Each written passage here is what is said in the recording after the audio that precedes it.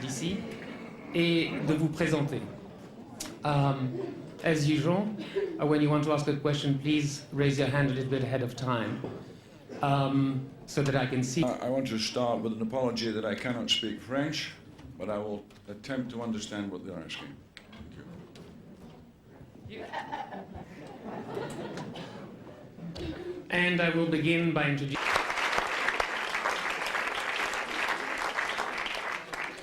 And if you need for this man to... Okay.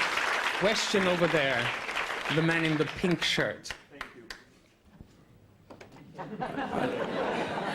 I'm not sure how much time we have for this question, but all I can say is that the people that said it was going to be a huge success were liars because nobody knew. And I think it's quite amazing that they're still going through today. In fact, they're making one at this moment, which makes 19. I can only say that timing, I think, at the time to come out with something like that, it had a bit of oomph and looked a bit more glossy and upmarket than it really was because it was made for less than $1 million. Question here, and then the gentleman there. Raya Abirashid from Television.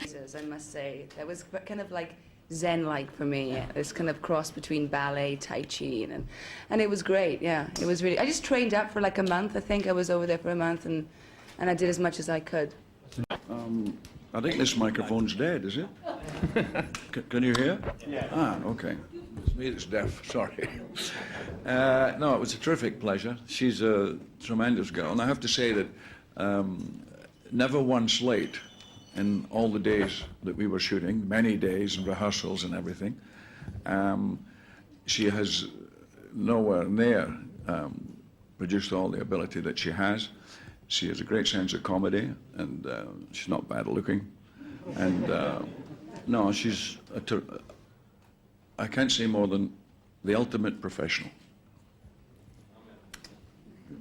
I think for me, I hope that I have the ability to have a career, a longevity as Mr. Connery. And hey, I want to be Anne Bancroft in The Graduate.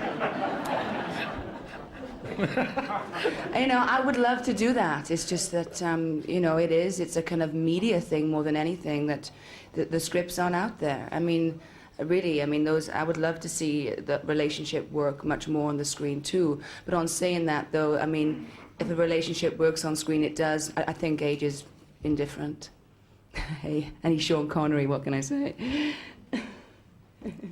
Well, I had a lot of cosmetic surgery, which I'm not conscious of the change. It's, I think, my choosing of anything is what I think I would like to see. It rings a bell with me, and in fact, I hadn't thought of it. I did a couple of, well, I've done, the chances of using Lumet as an example, Sydney I've done, I think, 6 films with, so can understand that, and varied type films with him too, you know, Orient Express, The Hill, and Family Business, but I'm not conscious of career move changes. Otherwise, I wouldn't have made some of the dogs I made. Oh, as a co-producer? Well, I've been executive producing before it was official on lots of movies, and I've worked at the beginning, from the beginning, because it's the writing that always captures me, and I like very much to be involved in the production, and so after all the years of putting my nose in and about of it, I officially took the title as executive and then producer. I'll try and answer the first question. The first question you asked was about the Scottish studios. Well, there's 5, 6 stages at that, and I think we're at the 3rd stage at the moment, which is really to get permissions from the government, and everything else is in place. Sony's done their due diligence, and I'll be, you know, very much a part of it to support it, so that it would be a triangle between Scottish studio, state-of-the-art Europe, or the world, and Pinewood in England and Shepperton would form a triangle. And I would hope that it would be a tremendous success. On the next question to do with the council and everything, it's a bit more fragmented in Scotland, and that's what it needs, a sort of base and brought together. And the council sounds quite a good idea. The problem is that there is no British film industry as such, because it has no infrastructure, it has no foundations, it's not laid in anything, and it's mainly American money that makes the movies, and they talk about the successes that are going on there. So until they get it inbuilt to the, so it's on a par with steel or the motor car industry or whatever, it'll always be waiting for American money. Don't know if that answers your question, but that's what's wrong with it. Well, that's in the cards. Hopefully it'll be sufficiently successful that would merit it.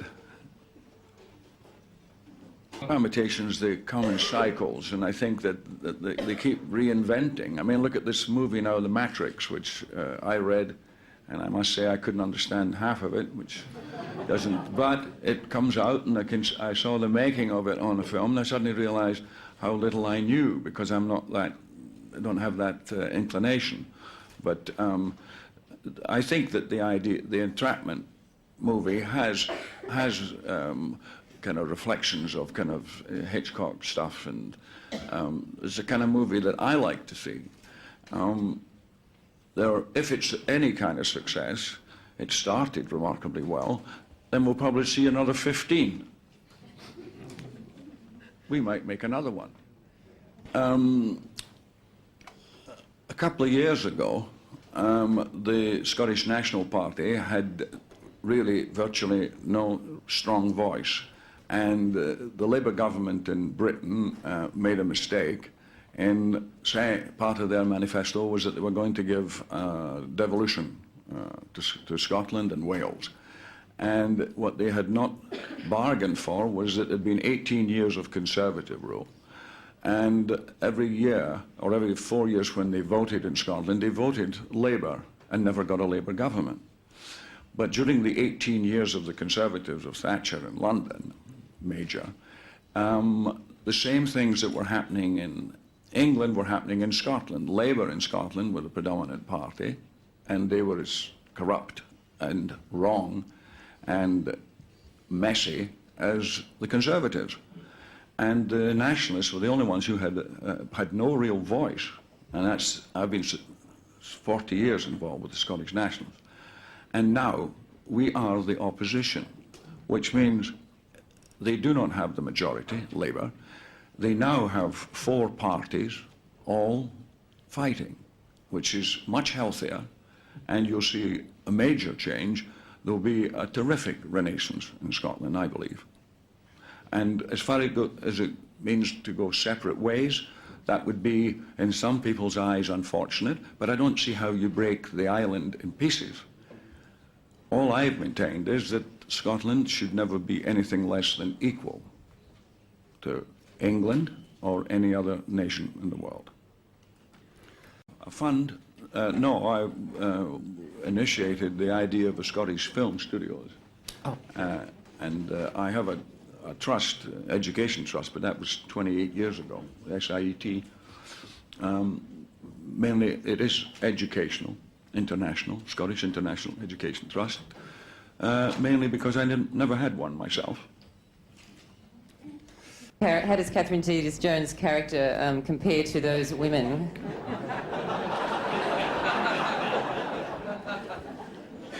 Well, it's a tough job and somebody has to do it. And she's a great kisser. I'll pay you later. Compare the character of Catherine Zeta-Jones to the Bond girls. Do you think she's more fleshed out, she's more feisty, or were they more appendages to Bond, or could you compare it, please? No, I think I've said everything I think about Catherine, and to talk about the Bond girls now, there's been so many of them, and they're all as old as me nearly. The great thing about Jane as a character was that script is something that we wanted to put more into, as opposed to being an appendage or whatever. She really considers herself an equal. Well, in fact, she's so radiant, you have to respond. And the question to Catherine Zeta-Jones, what was it like working with the great actor like Sean Connery? Fantastic, really. I mean, it's really hard to kind of put it into words. I mean, when you work so closely with someone who I've admired for so many years, the great thing was when I first met him in Rome is that he was absolutely as charming as I anticipated. There's nothing worse than completely having an idol and then you meet them and they're just awful, you know, and all your images are shattered. He was absolutely charming from the moment I met him. He's helped me, he helped... In Rome. There and then, and Rhonda will agree, that for me, she was the girl. Wow. What can I say? Actually been working for 59 years, but, well, the first thing I do is obviously read the script and hopefully get caught up with the story. And then hopefully I get a good director. Doesn't always happen, but it's like that. He doesn't always, or she doesn't always get a good actor. But what's really interesting about film is that you read it and then you think you know what it's all about. And then when it comes to making the movie, the changes it goes through, the different, when the other people's input, the designer, the director, and you're starting to read something quite different. And the involvement eventually evolves, plus the impositions of a budget or whatever else. And we took quite a long time with Entrapment to get what we think is a kind of balance of that kind of movie with all the elements. Getting into the theatre where the carpet is, and you're going to see the movie.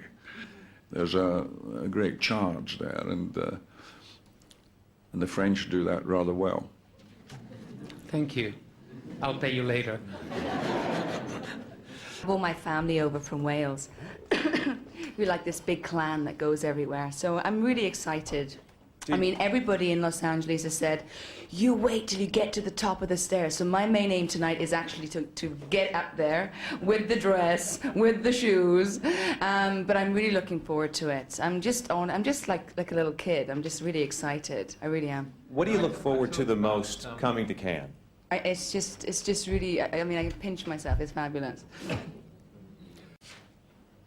There's probably an equal amount of backstabbing in either. I mean, with the films and politics, there's a great similarity, but it was unfortunate in one way, but interesting and enlightening in another. When I was up in Edinburgh, I was doing the political stuff as well as doing the Americans came to Edinburgh at my invitation to do their review of the film, and it was pretty exhausting because I was being battered daily by the press on the political side because they have so much more money than we have, but it was rewarding in terms of how these Americans, who 98% had never seen Scotland before, so it was very refreshing because 100% of them were returning.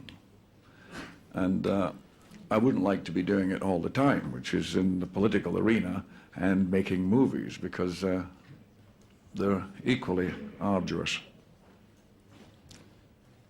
No, we talked about this, and to find his place, we wanted somewhere it could be very isolated, but it had to be a complete contrast from what we were going to finish the movie in, which was Malaysia. And we always had a notion for something in Scotland. And the idea of a castle is something that you could kind of leave open because it's kind of formidable. And we had the very good fortune to find the castle in Mull. And I think it gives a terrific visual value to the movie.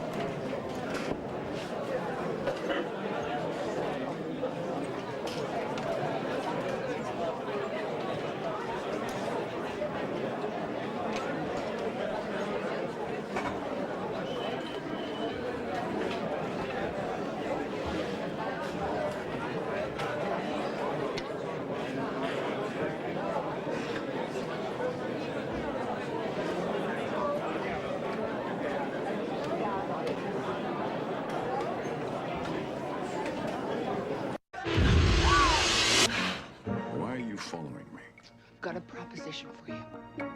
I'm a thief. I give you the world's tallest building And home of the International Clearance Bank. Do I have your attention now? Undivided.